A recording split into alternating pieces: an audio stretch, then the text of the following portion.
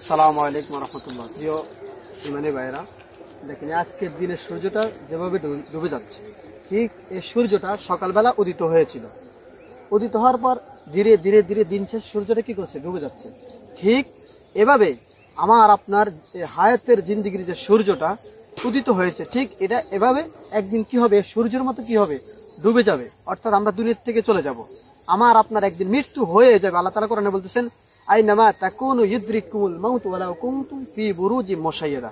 তোমরা যেখানেই থাকো না কেন, যদি শীষাডালা পাঁচিরের ভিতরেও থাকো, তারপরে মৃত্যু তোমাদেরকে সেখান থেকে কি করবে, গ্রাস করে নেবে। মানে অর্থাৎ আমার আপনার জীবনের হায়াতের জিন্দিগি এভাবে সূর্যটা যেভাবে ডুবে যাচ্ছে, এভাবে কি হয়ে যাবে, শেষ হয়ে যাবে।